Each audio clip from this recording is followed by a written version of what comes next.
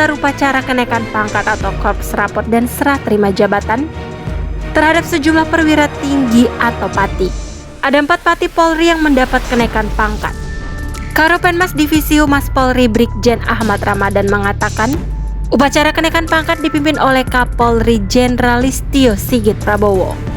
Prosesi korps rapot itu dilakukan secara tertutup di Gedung Rupatama Mabes Polri Jakarta Selatan pada Jumat 29 September.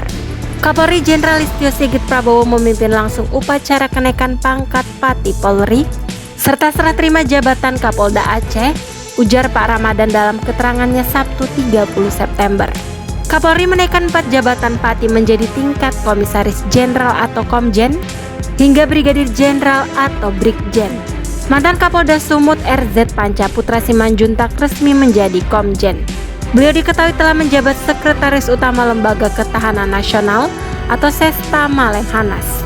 Komjen Panca Putra Simanjuntak adalah seorang perwira tinggi Polri yang pernah menduduki posisi sebagai Kapolda Sumatera Utara sejak 24 Februari 2023. Beliau juga pernah mengemban tugas sebagai Kapolda Sulawesi Utara pada 3 Agustus 2020. Pak Panca juga pernah menjabat sebagai Direktur Penyidikan atau Dirdik KPK sebelum akhirnya ditarik Polri berdasarkan surat permohonan bernomor B/2829/5 Romawi /Kep/2020/SSDM tertanggal 5 Mei 2020 perihal permohonan pengembalian perwira tinggi Polri yang bertugas di lingkungan KPK. Putra Batak yang memiliki nama lengkap Ridwan Zulkarnain Panca Putra Simanjuntak itu merupakan alumni Akpol tahun 1990 yang berpengalaman di bidang reserse. Berikut daftar lengkap Pati Polri yang mengikuti upacara kenaikan pangkat dan pangkat barunya. 1.